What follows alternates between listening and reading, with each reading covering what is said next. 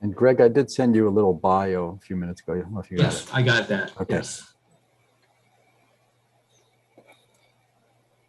We have a couple more people coming in. That's good.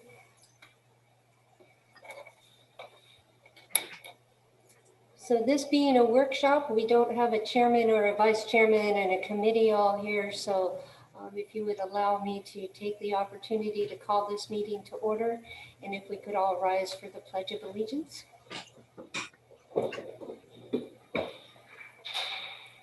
I pledge allegiance to the To the flag flag of the United States of of America, America, and to the republic for which it stands, one nation, under God, indivisible, with liberty and justice for all.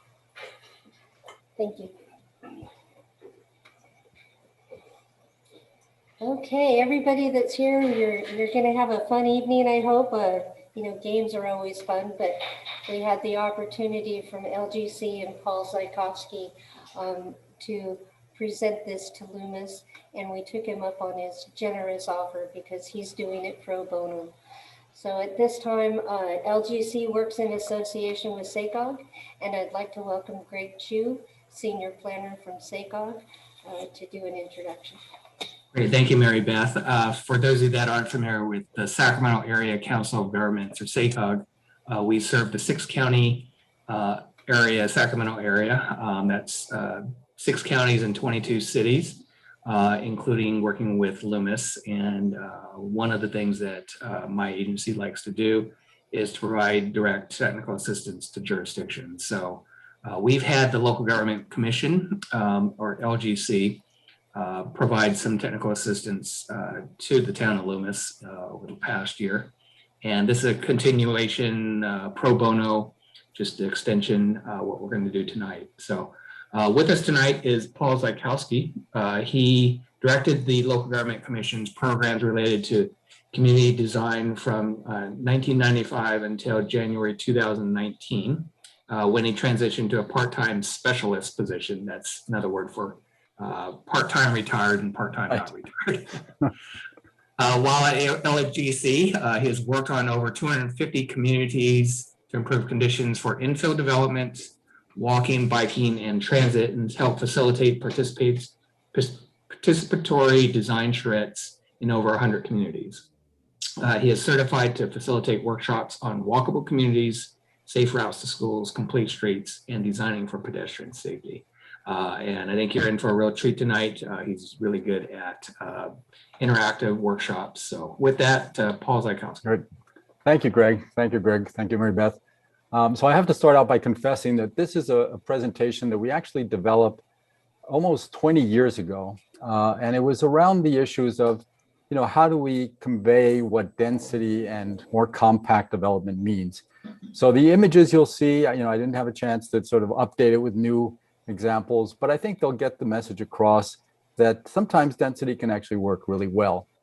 Let me move this. Hopefully you're all seeing the slide. So I'd like to just start out, if we're going to talk about, I'm going to ask you, you're going to actually have interaction in this part of the presentation. I'm going to ask you to guess the density of different projects. I wanted to just start out with a little bit of a primer on what different densities look like. So a typical suburban area like the one you see here might be 4 to 6 units per acre, suburban ranch houses. And for those of you who are more familiar with sort of square footage of a lot, you can sort of get the sense below that. Single family detached typically is in the 8 to 12 units per acre, depending again on how big the lots are. We see small lot single family, when they have a second unit, can actually get up to 24 units to the acre. You'll see some examples of what we call cottage courts. Those are usually smaller units, smaller homes that are arranged around a courtyard or a cottage area. Duplexes, fourplexes are very common in a lot of our communities. And those are typically in 16 to 32 units to the acre. And then when we get to townhouses and larger buildings, those can be 16 to 48 units to the acre. Townhouses will be attached row houses. So one building will be right next to the other. And then here's some other examples, garden apartments, probably all familiar with those, 20 to 60 units. And if you get to a mid-rise apartment building, that can be even up to 200 units per acre. But we'll see there are some nuances that we don't often think about when we talk about the numbers that I hope will come out during this game. So guess the density game. What's going to happen is you're going to see one photo initially of 10 different projects. So after I show you that photo, there will be a poll that will come up. It will look something like this, not as big on your screen, but you'll get a poll like this, and you'll get a chance to pick which of those ranges of density you think this project fits into, right? So you got everything from 4 units to the acre all the way up to more than 60. And for each project, you basically get to guess the density. And this is anonymous. So when the poll closes, we'll be able to see what ranges got the most guesses, and the guesses are anonymous. So, don't feel constrained. Nobody's going to know what guess you made. And then after everybody's voted, I will give you the correct answer, and sometimes you'll be surprised. And I'll also provide some additional information on the project, and I'll also show you some additional photos of the project so you can see what it looks like, what the rest of the project looks like. Because sometimes what you're seeing is just from the street. You may not be seeing, what else is going on with that project. So let's get started. Everybody get ready. I'm going to show you project 1. And as I show that first image, Mary Beth, please start poll 1. There you go. Up, it says hosts and panelists can't vote. Ooh.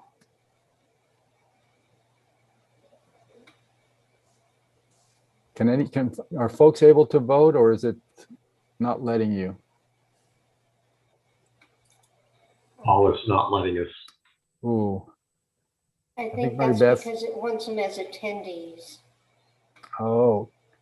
Can you switch people to attendee status, I Yes. wonder? Maybe go Yes. back out of the poll and do that. Let's try that. Yeah, we got too many hosts and panelists. I think everybody's a host and a panelist here.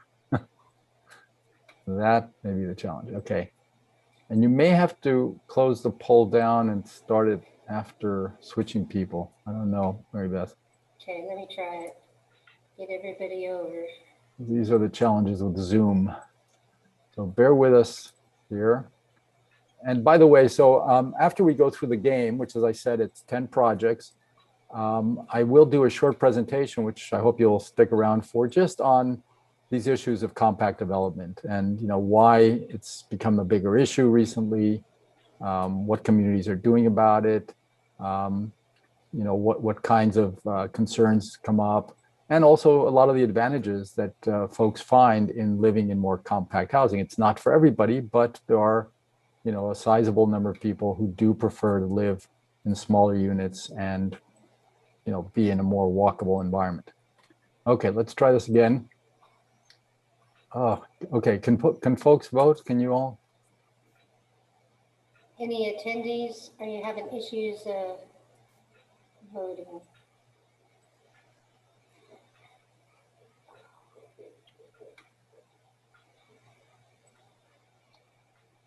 And if we can't do that, let me just, so if folks are not able to vote, are you able to vote?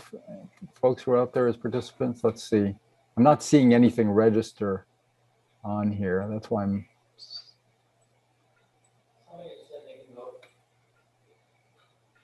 Kay Richards can vote. Gene Wilson could vote. Oh, okay, so some Yeah. folks can vote. Okay. I voted, but it didn't look like it really went anywhere. It's just sort of sitting there with the check mark. Okay, well then, So if we end, let's see what we get. We got Yep. nothing. then we'll get the results. So maybe it did work. Let's see. I'm not seeing the results yet. I can relaunch it. I give that a shot. Not, we'll just have to unmute and let people up. Okay. So this is, you're relaunching it, Mary Beth? This is my relaunching. Okay, so if you already voted before, vote again. Try this again.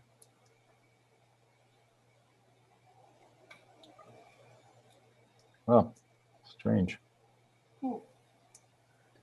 Okay, well, if we can't get the polling to work, so are the folks who are not listed as hosts, are they able to vote? Let's see. Actually, I was just able to vote, and then you have to hit submit, but it's not able, the submit doesn't seem to work, Mary Beth. So I think it's not registering properly in Zoom. Oh, dude. Okay, well, let's not worry about it. Does anybody, I guess I'll just, if folks want to unmute themselves and just say which range of density they thought this would. I didn't see that there was a submit button, so maybe that was what it was. I just clicked on the box. Oh, okay. Well, try it one more time, maybe, Mary Beth, and see if folks see the submit box after they vote. I think that you have 2 questions on there and you need to have an answer in both of them before the submit will highlight. Well, it actually, there's going to be 10 of those. Okay, never mind. Yeah, there's no So- submit button, Okay. only a that's weird. next button. Paul, this is Kayla. They all need to be separated out. Right. Yeah, they each have to be separate polls. Okay, let's just skip that over. So anyways, I would say, I'll tell you what I think folks would have voted. Generally, obviously, this looks like a small lot, single family home. So if I go back to the ranges, 4 to 16, 16 to 24, I'm guessing most of you said 4 to 16. Maybe some of you were brave enough to say, okay, maybe it's 16 to 24. And in reality, it's just over 16. This is 17 units to the acre. And the reason they're able to accomplish or build out to 17 units to the acre is that they have standard homes that are in the middle size range, 13 to almost 2,000 square feet. But they also have 17 accessory units, and each accessory unit is a separate home. So when you factor those in, you get to 17 units to the acre. And this, by the way, is, I'll show you some photos. It was previously a vacant lot. They also have zero lot line development. So the buildings are built up to the edge of one of the property lines. So that gives them a little bit better usable yard than if they put it in the middle of the property. And there's a lot of amenities nearby. It's right next to downtown. There's a shopping center right behind it. It's close to the UC Davis campus. There's an arboretum, et cetera. So here's the single family home, which has some pretty nice curb appeal with recessed garage. This is what the buildings look like on the street. In the distance, you do see there are 1 or 2 of these duplex types of houses where they have actually 2 next to each other with joint parking in the middle. Here's another example, and you can notice in the background, there is that Davis Commons Retail Center, which you often see if you come in off on Richards, I guess it's Richards Boulevard into Davis, you see it on the left side. And here's the main home, and this is actually one of those accessory units. Here's another one of the accessory units, so it's a small, probably a few hundred, 300-400 square foot small home, sort of like a studio that can be rented out to, a student or a teacher or somebody who's working in the downtown. And this is what these accessory units look like. They sort of face each other, but they have this walkway between them. And I think it's actually matured nicely. These photos were taken, of course, back in the late 90s, early 2000s. But it's done well over the years. Okay, let's go to project 2. Anybody want to guess density on this? And maybe we'll just let people unmute themselves if they want to just say where they think. Is it 4 to 16? I'm trying to remember the ranges I gave you. Yeah, I was going to suggest doing a raise of hands. Yeah. If people can raise their hands. That's a good idea. Yeah, it's 4 to 16. So I'll say 4 to 16. Let's see how many vote for that. How many hands go up? And then I'll also say, okay, let's see. I don't see a lot of hands raised. I don't see any hands raised. Was it? Is it working? 17 to 32. Right. Okay. 32 to 48. Mm-hmm. Oh, 17 to 32, we got 3 people. Okay. I'm 17 to 32. Okay, so we have, okay, where we're at right now, I've got 1, 2, 3, 4, 5. Anybody else? Okay. So And let then me, lower your hands. Let's go 3248. oh, sorry. We got one so far. Okay. 48 to, what was it, 60? Mm-hmm. And 60 plus. Yeah. Okay. I've And I got think what's one going to for happen 60 is, plus. okay. So here's the story on this project. It's actually in Sacramento in Midtown, and it's 21 units to the acre. So it's a little bit more, again, those look like small single family homes, but they're actually small lots. They are also zero lot line. And the units, again, these are a little bit smaller than the ones we saw, at least on the high end, the ones we saw in Davis. But they do have 2 parking spaces. And again, they're close to transit, shopping, schools, park, and community center. This was built in the late 90s in Sacramento. It's one of the first major infill projects in the city that really showed that there was a market, because these units actually sold very quickly, and within a few years they were worth quite a bit more than what people originally paid for them. So here's a view from the street where you see a cluster of these small lot single family homes with sort of the driveways off this main driveway. And then this is the central Muse area where the homes are aligned there. And you can see there's a sort of a gathering place in the middle. There's barbecue pits and other amenities. And this is what the individual homes look like. The zero lot line would be on this side. So there's no windows on this side of the home. The windows, as you can see, are on the other sides. Okay, let's go to project 3. So this one, I think you'd all guess would be a little bit higher in the density numbers. Anybody want to venture how high this might go? Maybe we'll do it that way. We'll see if anybody. And we could do it in using the chat too, Mary Beth. That might be an option. Yeah, that'll work. Of course, it won't be anonymous, but Everybody is unmuted, so if you're muted and wish to talk, you can just Okay. freely step in. okay, I've got 50 units an acre. okay. I'm Anybody agreeing else? I'm agreeing with 50. Okay, About 40. okay, and then 45? 45. whoops. It's jumping on me. Okay, let's move on because otherwise this may take too. So this is not actually as high as some of you thought. It's 24 units to the acre. And in this case, as you saw in the picture, they're row houses. 50% of them are in the affordable range. Some of the units are 2.5 stories, sort of typical small single family home. A lot of the units have children. And again, part of the way they accomplish the higher density is the parking area is actually tucked underneath the buildings. It's not a separate lot or a separate garage or parking space.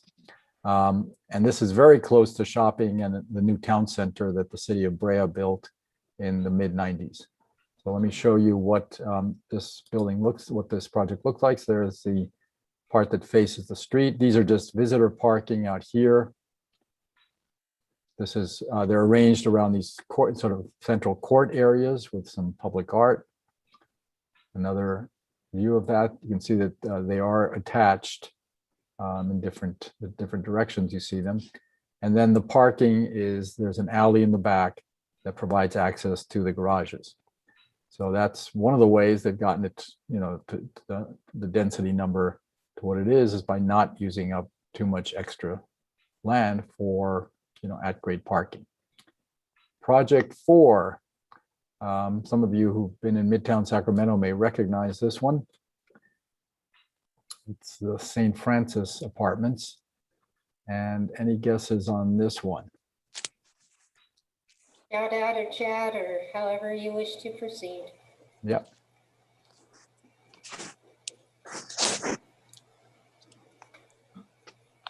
I've got 148 Mhm. units.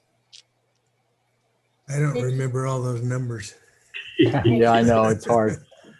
Let's So we're just, I think, guessing now, right? yep, Pick a number, pick a number. not a Yeah. category. Yeah, just pick any number. Don't have to be in a range. We've done away with ranges. 50. 50, okay, I'll say 50. okay, That's what I had said, 50. okay, That is the unanimous response besides 50, 60. okay, let's see if we're there. I don't remember this one. Oh, under that, 36. So 48. again, yep, rental apartments, these were built actually by the Roman Catholic Archdiocese, I guess, or Bishop of Sacramento. 100% affordable, 3 stories, some pretty small apartments. So that helps you, get a little bit more units to the acre. You can include some small ones.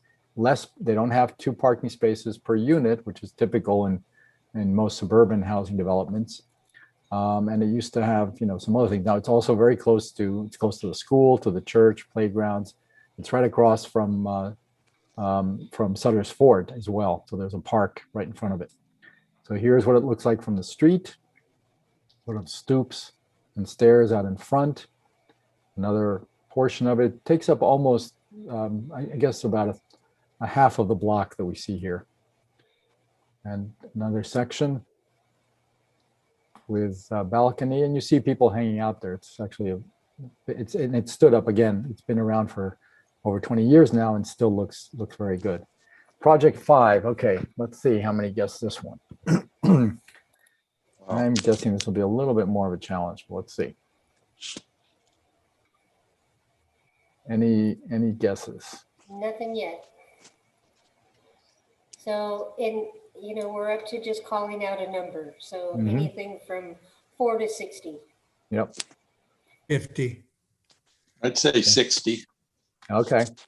65. Really? Go Okay. right here, 70. No, I hear 66. We'll have a bidding war here.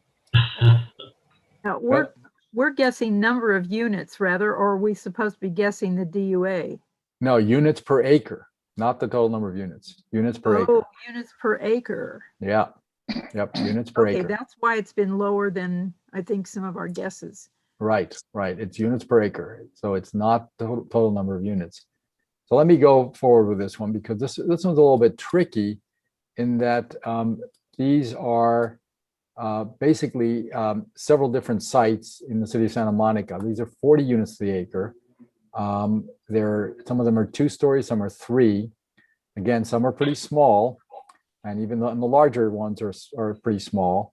They don't all have 2 parking spaces per unit. They have a garage. The site is pretty small, but they also did some other sites in the community in that neighborhood. So I'll show you, and they're sort of arranged around a central court. So this is what you see from the street. Garage, as you can see, is tucked under, so not using up space, for at-grade parking.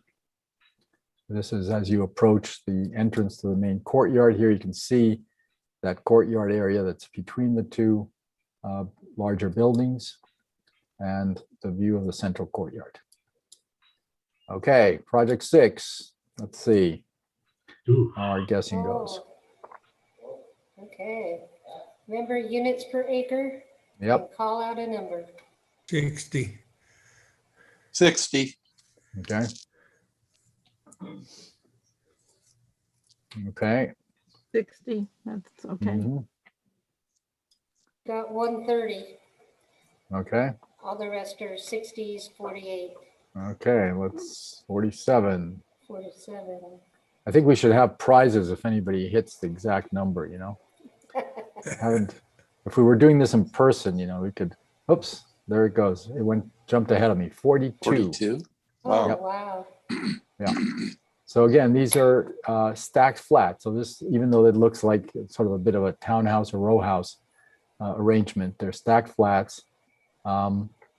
Range of square footage, as you can see, quite a few affordable units, very close to transit and shopping. This is in the city of Pasadena, and the developer, the Olson Company, sort of specialized for many years. I don't know if they're still around, but for many years they were doing infill housing, a lot of it in Southern California.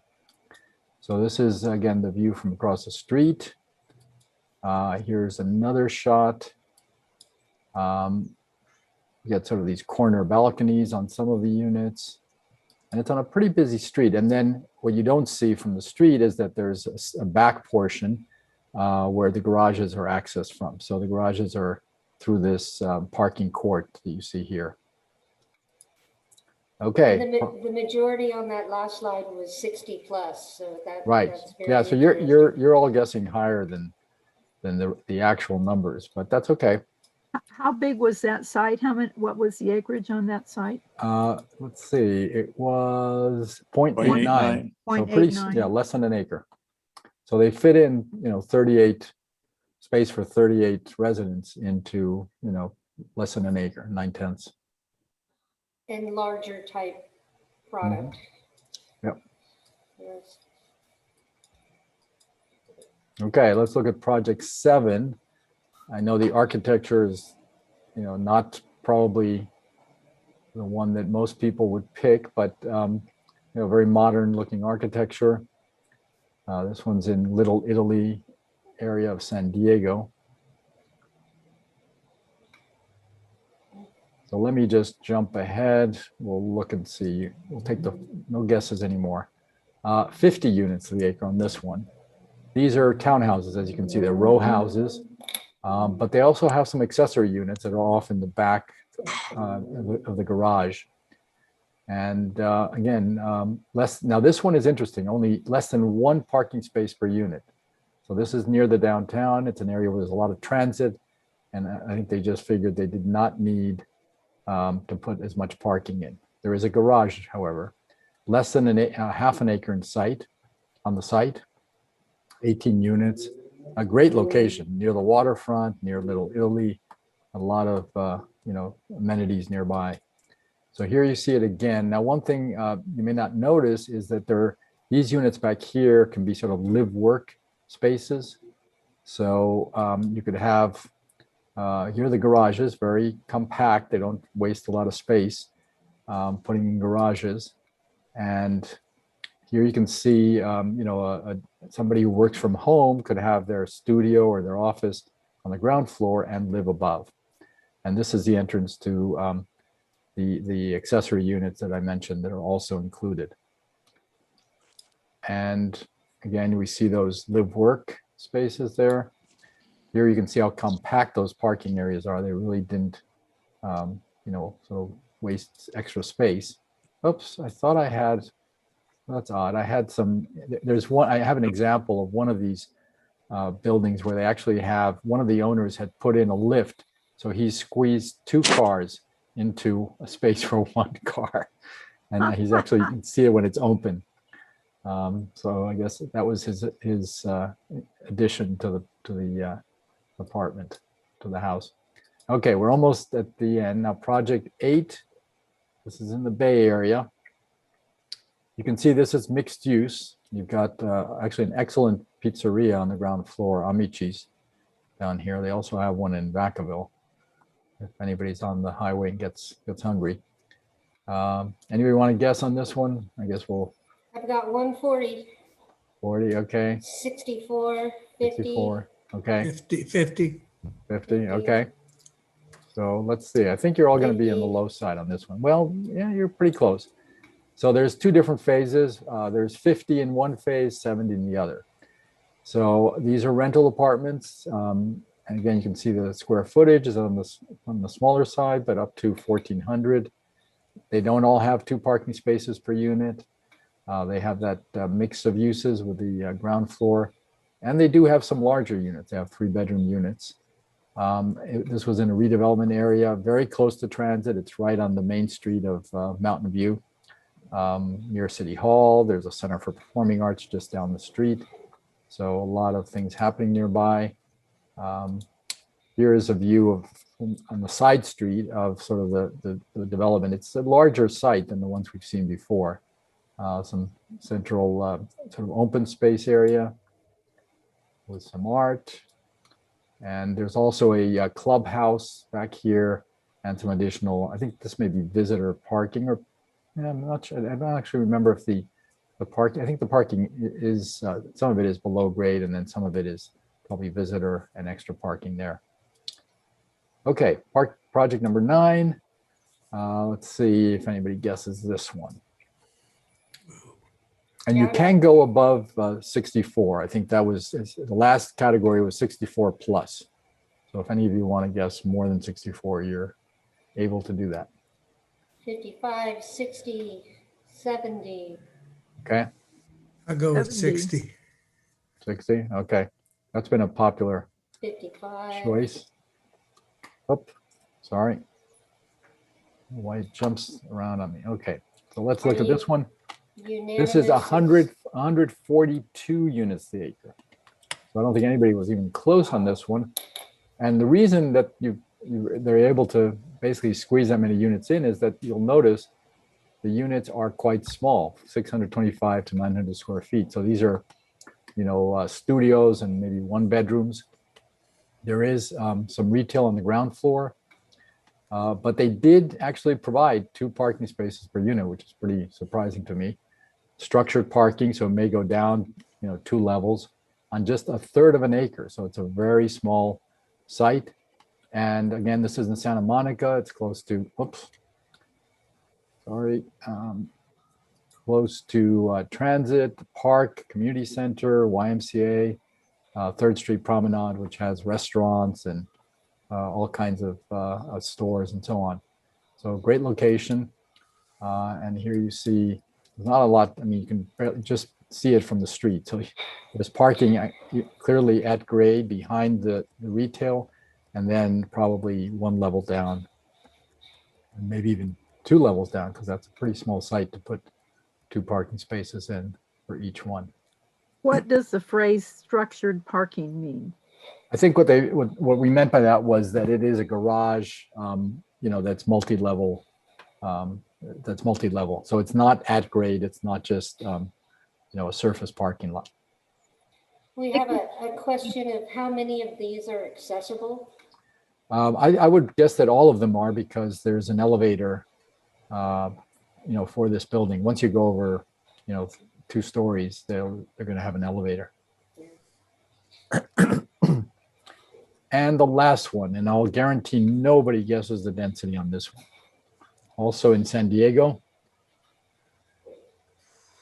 Is it just all of the white building? It's actually the white, the red, and the purple. And the colors have changed over the years. They've actually changed the red and the purple to other colors. I've got 1, 220, Okay, any other guesses? 70, Okay, 250. okay, you're getting close, getting hot. I think I gave it away by telling you, guess it, 300, almost 350. And the reason is that these are basically small studio units that are only 210 to 290 square feet. So this was built as, these are studios, single residency occupancy I think these were for either low or very low income residents. There's, well, actually I'm wrong, 51% affordable. So not all were in the low or very low. And as you see, very little parking, only less than half the parking space per unit. Small site. This was back in the days of redevelopment, so they were able to get funding to support it. And again, it's in the downtown, so close to a lot of things that are happening there. And you can see that there's a cafe on the ground floor that I think, if I remember the story correctly, some of the people that lived here who had formerly been homeless actually also worked in the cafe. And we get a bit close up. This is the side view next to I guess it's an antique store there. Oops, is that the last one? I thought I had another shot of the mill. Okay, so that's guess the density. What I want to do now is, and this would have been a little more fun if we actually had the polling question. polling going, but that's okay. I think you sort of get the drift. I think that the main point that I'd like to try to make with this presentation is simply that just going by units per acre is really not going to tell you very much about a project, because it really is about the design. And you want to really try to focus on, is this a project that you think, fits into your community? Are people going to be happy with it? Is it going to add value, and so on, and not get as obsessed with units per acre, which is often what the debates in, chambers, City Hall chambers and planning commissions end up revolving around. So I guess that would be my one comment on that.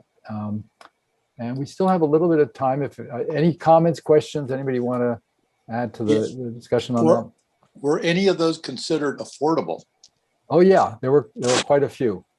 Oh, Quite a okay. few of those had affordable units. I thought I did highlight that. And I can make these examples available later on. Let me switch my screen sharing. There's another, ooh, that's weird. Okay, let me just open that up. Sorry. I thought I already had it queued up. It was, but it's gone. Okay. So what I want to do is just take you through, again, this is a presentation, full disclosure, that was developed about 20 plus years ago, but it was about how town centers could be revitalized through compact development. And, it might be helpful as you're updating your general plan to think about, what opportunities are there in the town center of Loomis to do this type of housing that might be a little bit more affordable and have other benefits. I will mention that after we developed the presentation, and the presentation actually also came along with, it was on a CD back in the days of CDs, and it had, I forget, it was over 80 examples of projects in different parts of California that sort of fit under this category in the same sort of format as you just saw, with photos and detailed information, or some information, not super detailed, about each of the projects. And that's still something that we have available. We've tried to update it at various points, but it's been a challenge. A few years later, this I think was around 2003, the National Association of Realtors, and I think it was with funding support from the U.S. Environmental Protection Agency, put out this document, Creating Great Neighborhoods, Density in Your Communities. And they built on some of what we had done in our work on the Compact Development CD. And back then, if you looked at the 1995 period, California was expected to grow significantly. I mean, this is projected growth by 2025. They were saying upwards of 50% growth in that period. As it's turned out, our growth hasn't been at that level, but it's been, it's still maintained itself. I tried to update that graph with, sort of more recent projections, and for some reason, they're hard to come by. I think demographers are maybe a little skittish about making these types of projections. But what you do find is that California is still expected to grow its population. This is looking from 2000 to 2030. So you see California's in the 26 to 50% population growth. Some other nearby states like Nevada, Arizona, they're in the 101 to 125% growth rates. And then the green states are actually ones that are expected to drop in population. This was another map that I found. This was by county, and this is from 2010 to 2060. And again, what we see is that California is expected to be one of the states which still will have some population growth. So the light colored here, the cream color, is 0 to 50% population growth. The orange actually is declining population in some of these counties. And then the green, which is sort of where we are in the Sacramento Valley, we're expected to see 50 to 100% growth in this region. So it's still anticipating growth to happen in California, which means we have to find ways to accommodate people who want to live here. So I was going to have this poll just to start out by sort of testing the waters to see whether folks thought that providing this type of housing in the center of the town of Loomis would be a positive step, a negative step, or really not make much of a difference.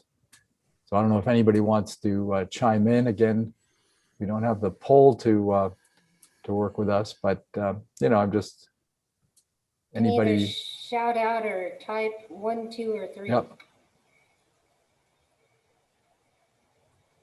Okay, people are shy. Everybody, yeah. Since it's not anonymous, nobody wants to go on the record. So I let's, have a hand. okay. You can unmute, Jesse. Thank you much. I appreciate it. I'm your perfect customer. I didn't buy my home until I was 37. Mhm. I've lived in duplexes, I've lived in fourplexes, I've lived in single-story apartments, 2-story and 3-story. The problem always is not noise, it's parking. Mhm. Very few apartments and complexes are near enough a downtown area where you have town hall, where you have library, where you have restaurants. A lot of duplexes, fourplexes are near some restaurants, but you still want your car, you want your vehicle. Mhm. And I've seen actual fist fights when it comes to parking space. But when you get down to an apartment and you start going less than 2 parking spots per apartment or Right. duplex, you end up with some major issues. Yeah. Yeah, no, I hear you, especially in a community where people do rely on their cars a lot. However, I will say that there are, some communities where it is definitely possible to, not have to use your car to get to some of these amenities. And if you have more places are doing car sharing, for example, where when you need a car, that's what I do. I live in Midtown Sacramento. I can rely on car sharing or, Uber or Lyft if I need a car desperately. But I recognize that in Loomis and maybe other towns, that is going to be a real challenge. So having adequate parking, making sure that maybe sometimes it's not always in front of the building, but maybe having it in a garage. That's something Sacramento has done. They've actually, some of the buildings that have come in, some of the apartment buildings that have come up, actually lease space from city parking garages. So they actually have, you maybe have to walk a block or half a block to your car, but there is guaranteed parking for you when you need it, which I understand is really the concern. But let me go through and talk a little bit about some of the options for providing more housing. Clearly, there's 3 ways we can do it. One is we can take older buildings and reuse them and adapt them to housing. We can also do infill development, which is what Sacramento has been doing a lot of. And then, of course, they're well-designed, new neighborhoods. But when we build those, we really like to see some sort of a center there and a place where there's sort of a mix of uses that draws more people. But that's in larger developments. I'm not going to talk about those. And just some examples. This is an old store that actually had had a fire back in the 90s, and some historic preservationists restored it and put in several units of housing. And they also took the space behind, which is next to the light rail, and put in these townhouse units. I think there's 4 or 5, and these were, I think, all affordable units. So they're sort of studio loft type housing. And the light rail station is right behind where those people in that garage in the back are where they're standing. Another example of this type of adaptive reuse, folks may recognize this building, the Elliott Building. This is where McCooney's restaurant and P.F. Chang's used to be out here on the corner before the pandemic.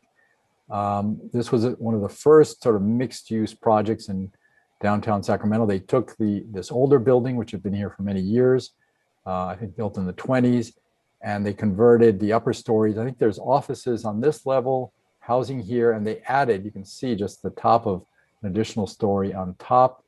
Does anybody know what this building used to be? That was a car dealership. That's right. Yep. Car dealership. I actually had a poll question here. I was going to try to see how many people go back to My those days. paper route used to be there. Oh, really? Yeah. No, and I remember walking by it and seeing the ramp. They had a ramp on the ground floor that would take cars up to the second floor. I guess maybe they had the mechanic up on the second level. I mentioned Metro Square earlier. This was an infill project built in 99. And again, very successful. After this, many more projects started coming in or have started coming into the Sacramento Midtown downtown area. Another example is this one of infill in the city of Dallas, Texas. This was new housing built in the 80s near the downtown. It was just on the other side of the freeway, and a lot of variety in the type of housing. They had these sort of townhouses in one section, and then another section had taller buildings, apartment buildings with retail on the ground floor. Very successful project. Actually, one of the former Dallas Cowboys, Roger Staubach, was one of the developers of this project. And again, when we talk about new development, we'd like to, if possible, if it's large enough, to see a mix of uses with shops, apartments, and then single-family homes, and sort of tapering down in density. So we're not talking about building high density or more compact development everywhere. We're just talking about having sort of a section of it to support a mix of uses and support retail. And one of the reasons why there's been a lot of discussion about this in recent years is our demographic changes. First of all, we're seeing a big increase in that over 65 segment of the population. Again, this was back from 1990 to 2040. We used to refer to this as the aging tsunami, where our 65 plus population was expected to grow significantly. In fact, the estimate is that by back in 91, there were 32 million people more or less in the US who were over 65. By 2030, that number is expected to increase to over 60 million, 66 million. And again, this is the baby boomer generation, born between 46 and 64. And I'll skip that poll. And then we have, sort of another generation, the millennials, who are looking to move to downtowns and older neighborhoods and are driving less, and also looking for other transportation options. So we're seeing both segments of the population looking to downsize really and not need the big house in the suburbs. We see that a lot of new households formed are not, most people think new households formed are married couples with or without children. This was back in the 90s, 2000. But in fact, the largest piece of the pie are single parent families and single persons and unrelated individuals who are, looking for new housing. I tried to, again, find a new version of this pie chart. I could only find sort of the absolute numbers projected out to 2028. So I took those numbers and mapped them out on this pie diagram. So we still see that there's, in this case, it appears there's more married couples with or without children, but still the larger percentage are single persons and unrelated individuals who may not necessarily need as big of a home. We also know from surveys, this is one from the home builders back in the late 90s, that as people age, more people are willing to consider living in a townhouse in the city. So from less than 10% back when you're in the 25 to 34 age group, up to close to 25% desiring that when they get older. So again, the downsizing phenomenon, you don't need the bigger home. And then this is from a National Association of Realtors survey. And basically the question is, would people want, the orange is, would you want to live, let me blow this up, own or rent an apartment or townhouse and have an easy walk to shops and restaurants and a shorter commute to work? And we see that it's almost 50-50 between that and folks who want the detached single family house and maybe in the suburbs and willing to drive more. So I think there is a sizable percentage of people who are looking for more compact housing in walkable neighborhoods. We've seen that households are generally getting smaller. This is from the 40s up through the early 2000s. It used to be 3.5 persons per household, average size, now down to about 2.5. Families are having fewer kids. Some families, more people are opting not to have kids. However, while that phenomenon has been happening, the houses keep getting bigger. So here we see up through 2008, 2009, that floor area in square feet was growing, even though there were fewer people living in homes. I guess people just want more space to spread out. And this was a study done in the early 2006, which actually found that looking forward to 2025, that there was going to be a net shortage of the smaller attached units and small lot units, and actually an oversupply of larger lot housing. It would be interesting to go back and see how accurate this projection was, but that's what they were saying back in the early 2000s, 2006, that demand for compact housing was going to fall short of the current supply.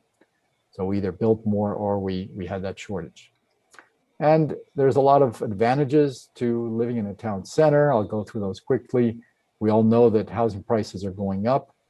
And here's one headline that I'm sure some of you may have seen. Placer County's real estate market is crazy. Here's what to expect in 2021. The Sacramento region is growing rapidly. A lot of demand for housing here, and we also know the transportation costs, may very well go up as gasoline prices go up. They seem to fluctuate a lot.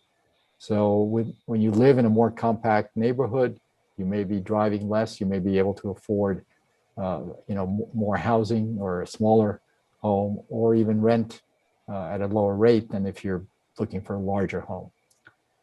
We know that compact housing often comes with those mix of uses, so access to shops and services.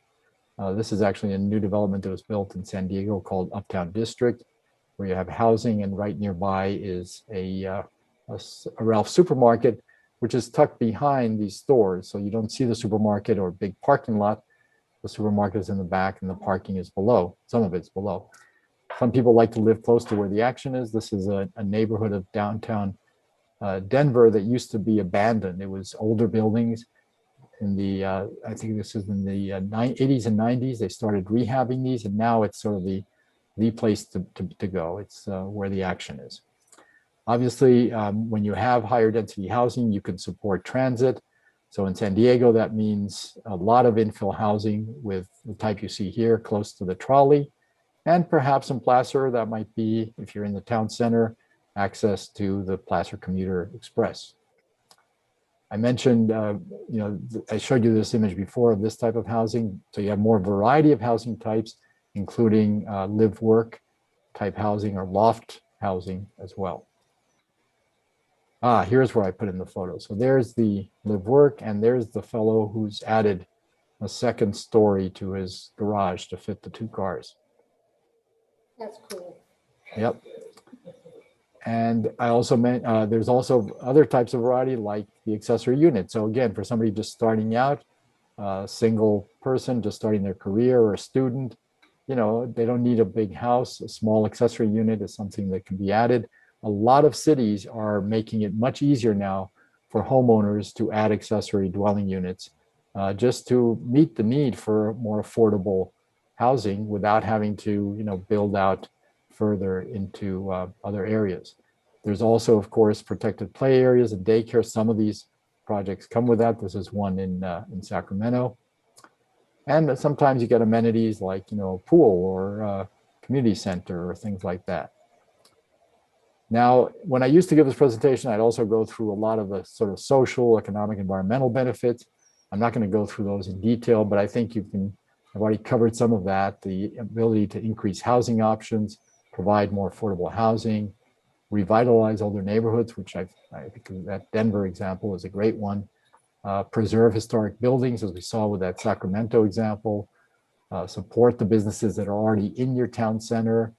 And I think the other side of the equation is if we don't build more housing out in the suburbs, we can preserve open space, agriculture, encourage people to walk and ride a bicycle if things are close by, support transit, and ultimately, if it's possible to drive less, maybe help reduce traffic congestion.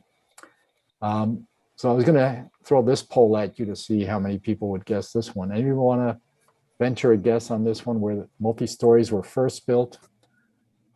Unmute and chime in, please.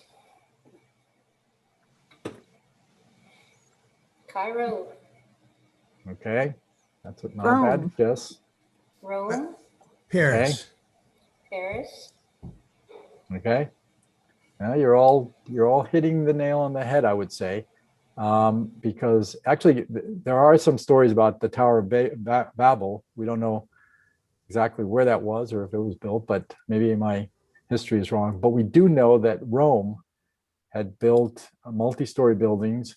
They were called insula, and these were actually for the poor people. So if you go to parts of well, there are ruins of these that still remain. And the poorer you were, you lived the higher up, sort of the opposite of today, where the more expensive units are at the top. Back then, it was the wealthier people lived below, and the poor people lived up here. And they, these were built out of brick and in some cases concrete, because Romans had invented concrete. Because Chicago was where the first modern skyscraper was built, 10 stories. They added 2, and it was built already with iron frame skeleton. Of course, what made it possible to build taller buildings was the use of iron and then steel, and of course, elevators, right? Otis invented the elevator in the late 1800s. So I guess the point there is that compact development is not a new concept. This is an idea that's been around for centuries now. And we see it in a lot of neighborhoods where we see small lot houses like these we see here. We see small apartment buildings like this one. We see multiplex units, quadplexes. And we also see in a lot of neighborhoods a mix of large and small houses. So I think it's not something unique or new. And I wanted to introduce you to this concept, which emerged a few years ago from this firm out of the Bay Area, Opticos Design. And they started basically noticing that we used to build a lot of housing types, say 50, 60 years ago, that we somehow stopped building, and that there was this missing middle between single unit detached, basically more single family homes, and sort of mid-rise housing, that none of these middle units, the missing middle, were being built. So they've developed, there's actually a website, you can visit it here, missingmiddlehousing.com. And they've put together these sort of examples from different communities of these older types of housing. And I actually did a tour with one of the principals of this firm in Midtown Sacramento a few years ago for a planning conference, where we visited and saw a lot of these different types of housing. So here's some missing middle, fourplex, Sacramento, bungalow courts. There's quite a few of those in Midtown, and then side-by-side duplex.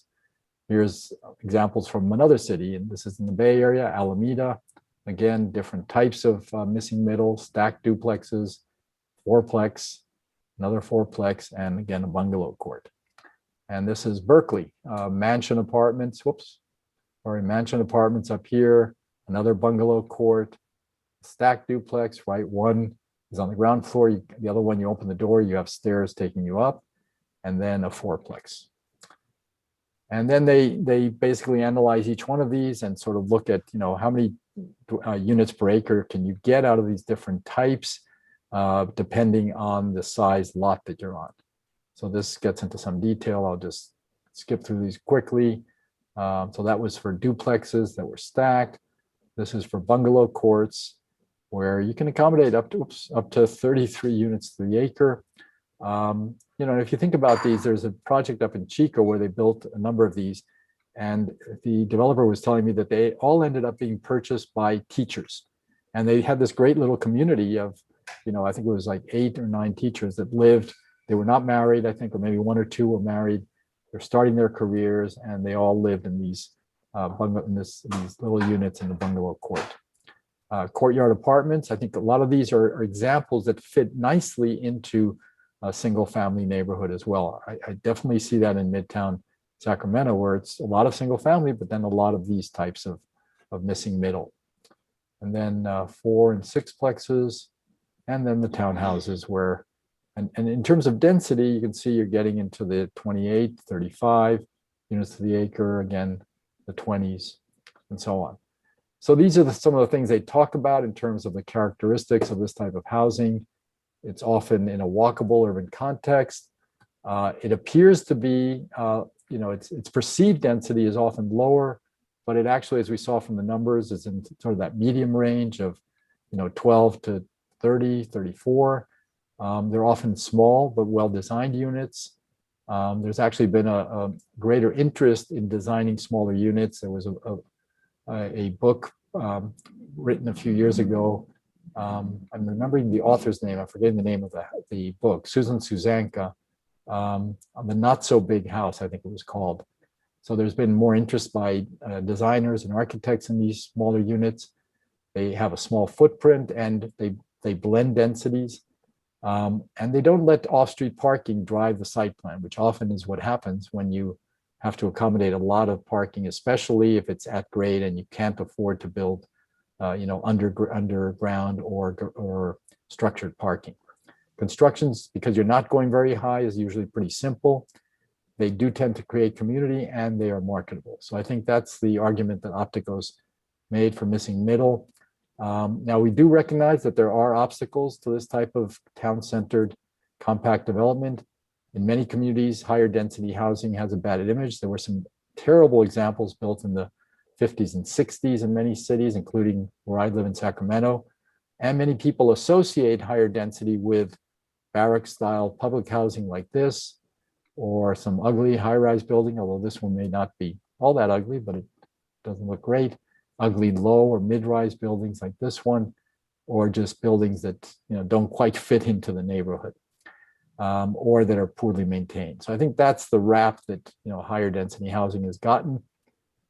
The other concern, of course, is who's going to live there. Sometimes that's an unspoken concern. People may not be willing to address it directly. And the concern is about affordable housing. And what I want to do with this chart and the next one is show that affordable housing does not mean that this is housing that's going to be for people you would not be, basically this is housing for people you want to have living in your community, right? This is a starting firefighter in Placer County would qualify for affordable housing in the low income category, which is did I screw this up? Maybe I did. So maybe it's starting with licensed practical nurses, marriage and family therapists, and biological technicians. So these are examples of jobs that fit into the low income. These would be not called affordable. They would be called, it's median income housing, but it's still in the affordable range, but it's got a different term that I'm forgetting. Sorry about that. Moderate. Moderate, that's right. Thank you, Kristen. And then there's very low income, and this is housing in the Placer region that again would go to people who, are people who work in your community, everything from parking attendants up to nursing assistants that would earn an income that would be qualify them for affordable housing. So I think that's one thing that, stigma that we need to really get past. I think a lot of people are starting to, instead of calling it affordable housing, calling it workforce housing, just change the connotation.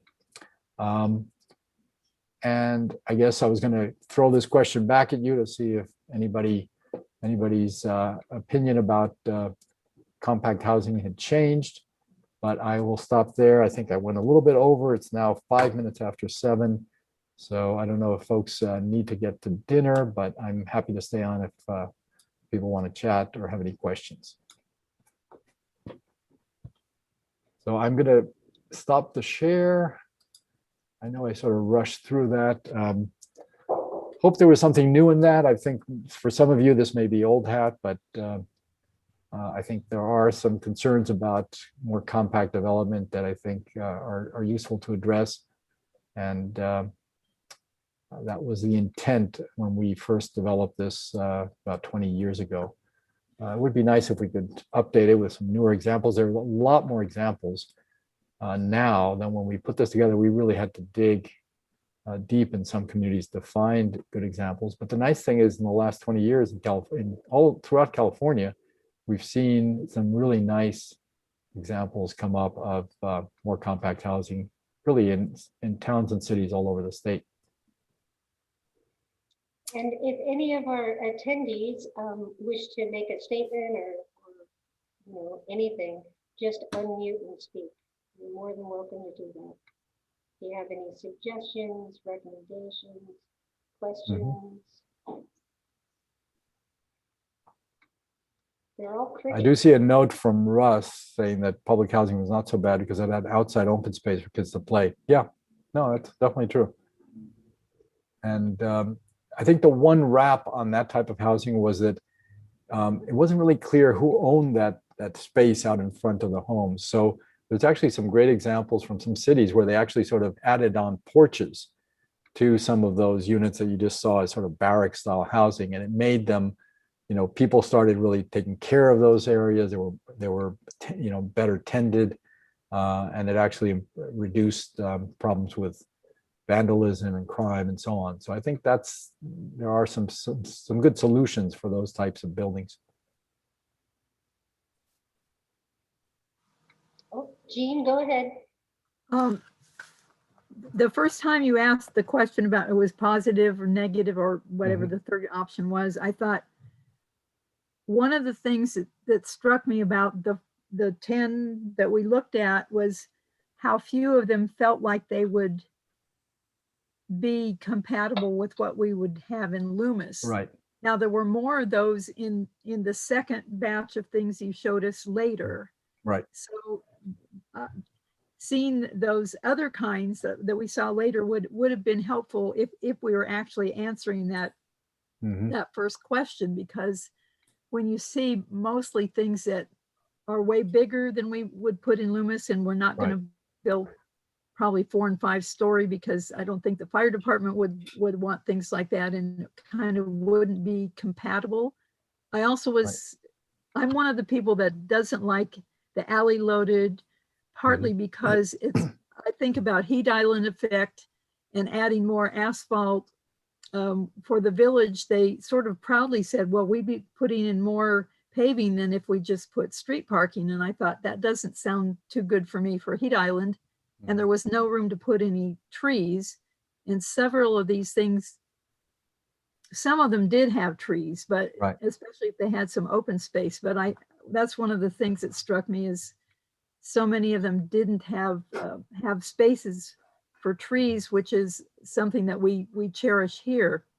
So there were things that were, it was encouraging to see how many units you can get in the, I think when you looked at some of those projects, you look at the DUA, but what really mattered was how many units did we see on that particular size parcel, because for the most part, we're not looking at big parcels here. We're looking at smaller ones.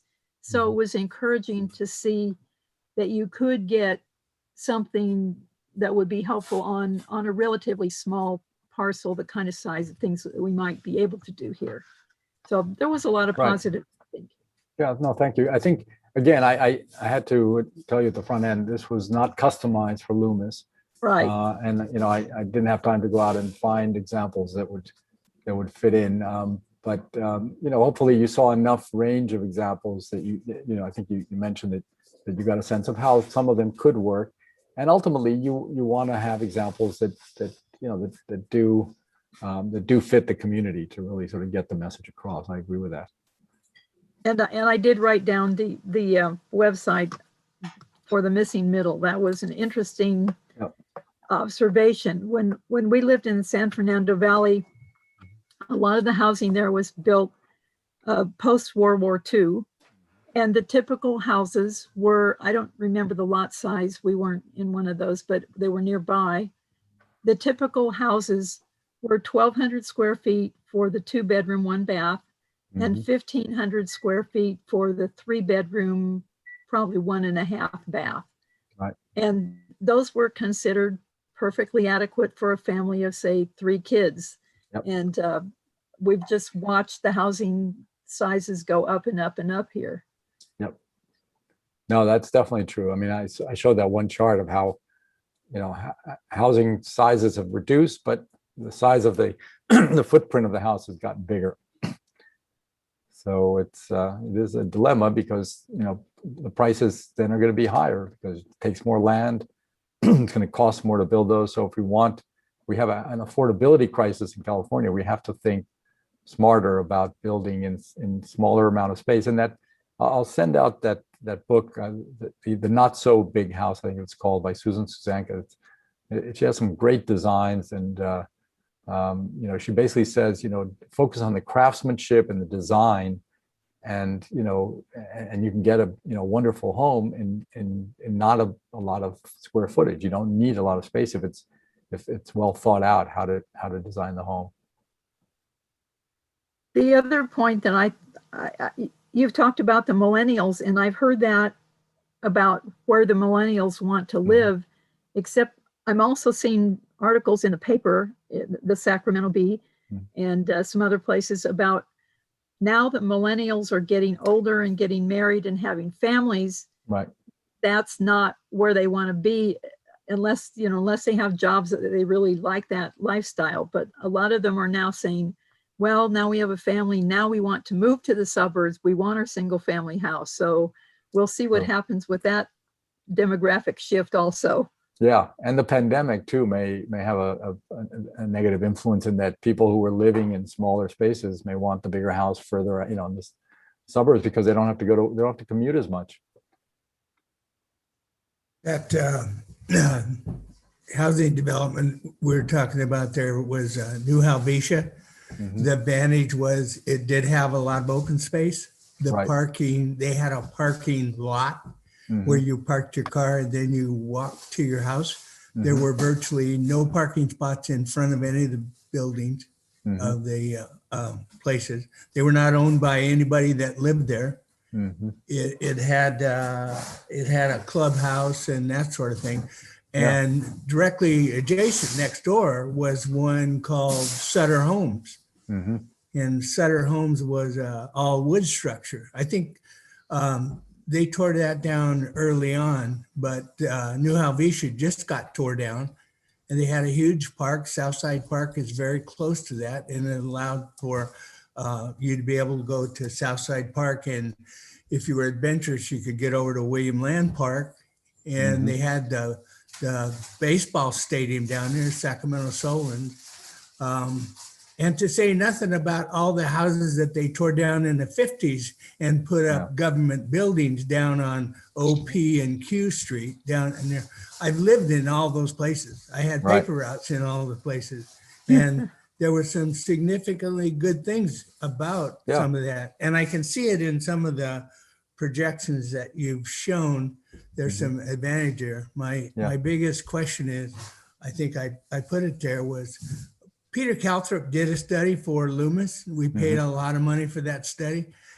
And I kind of like to figure out where that kind of study went with how we're trying to compare to today, to see if there was any salvageable things out of that, or it was just a misplaced project, as much as the $800 million that the state of California passed in a bond sometime back when I was a council member. And I don't believe I ever saw anything productive out of that, but it probably just didn't happen in Loomis. So it could have been somewhere. Yeah, it'd be interesting to see that Calthrop study. That was done. That was done quite a while ago, right? Yeah, probably in 2005, 6, 7, 8, somewhere around there. Yeah, interesting. Mary Beth, is that the one that's online? Which one? The Calthorpe one, is that the master plan? Is that a Calthorpe master plan online? That I do not know. The one that you posted for us, or no, it's on the, is that the one on the general plan update website? That could be. It's not coming to mind at hand. Okay. I'm sorry.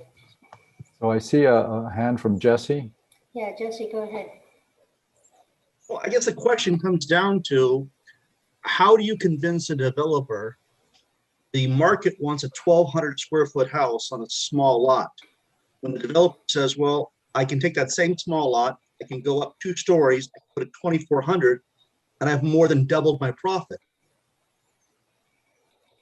How do you get that balance of what the public would like to see versus what the developer's profits are going to be? And again, he dictates it because it is his land. Right. His job, his motive is to increase his profits as much as possible.